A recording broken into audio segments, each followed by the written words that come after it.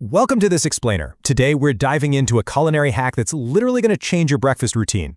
We're looking at a liquid dough method that gives you perfect, stuffed aloo parathas. You know, that iconic, comforting Indian potato flatbread without ever having to lay a finger on a rolling pin.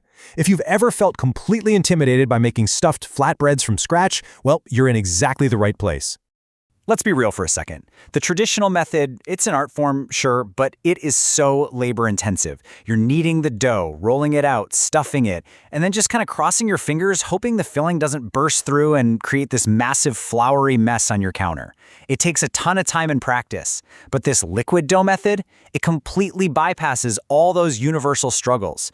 You literally just mix, pour, and boom. You end up with a perfect paratha in under 10 minutes. It's an absolute game changer for those crazy busy mornings. All right, let's get into gathering our ingredients and break down the secret ratios that make this work. Okay, so precision is absolutely crucial right off the bat. You need exactly 2 cups of water for every 1.5 cups of wheat flour. The specific ratio is the holy grail. It guarantees your liquid base.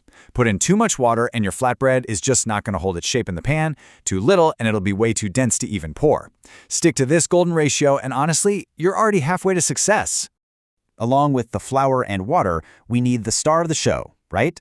3 medium-boiled potatoes. But here is the absolute golden rule. They must be mashed completely smooth. I'm talking 0 lumps. You can even grate them just to be safe. Because if you have sneaky chunks of potato hiding in there, your paratha is going to break apart the second it hits the heat. Toss those silky smooth potatoes in with 1 finely chopped onion, some green chilies for a little kick, fresh coriander, and salt to taste. Now, to really build that flavor profile, we're using a very specific super aromatic spice blend. We've got kasuri methi, dried fenugreek leaves, which gives it that authentic restaurant-style flavor.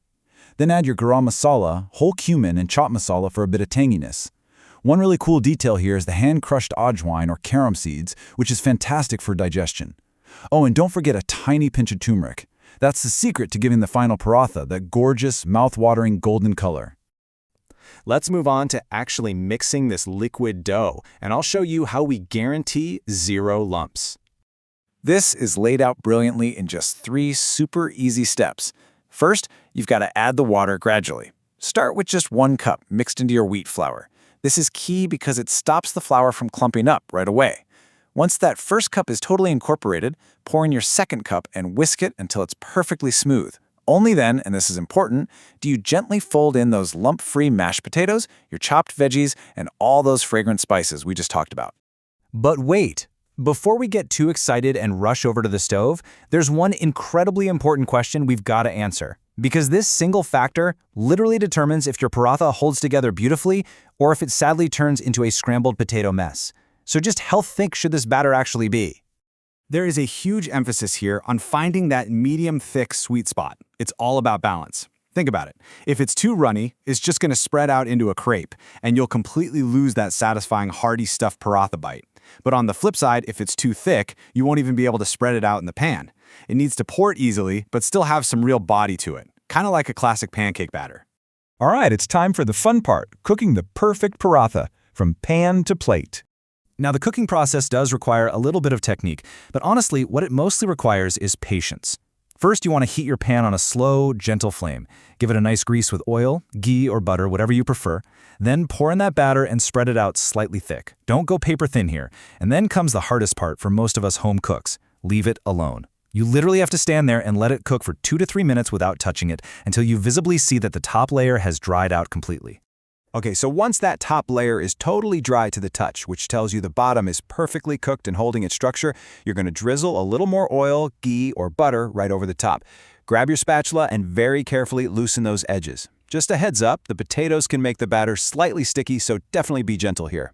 Once it's loose, take a breath and give it a careful, confident flip. After flipping, just let the other side cook until you hit that beautiful, mouth-watering golden brown color complete with those amazing little crispy spots. If you see any raw spots left, no big deal, just flip it back over for another minute. But all in all, this entire cooking process takes only about 5 to 6 minutes per paratha. It is so incredibly fast and efficient. And just like that, they're ready to serve. Let's talk about why this is the ultimate time saver. Look, we all know the feeling of those totally chaotic, stressed-out mornings where you have zero time to be kneading dough and rolling out traditional flatbreads. This liquid dough solution basically turns all that chaos into an absolute breeze.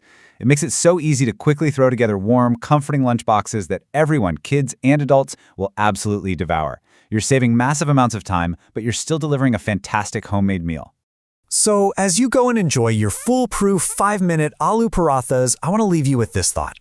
Ditching the rolling pin literally saves you hours of frustration over time. It makes you wonder, right? What other complex, intimidating recipes in your kitchen are just sitting there waiting to be completely revolutionized by a clever, time-saving hack exactly like this one? Keep exploring, keep questioning how things are done, and have fun making things easier in the kitchen.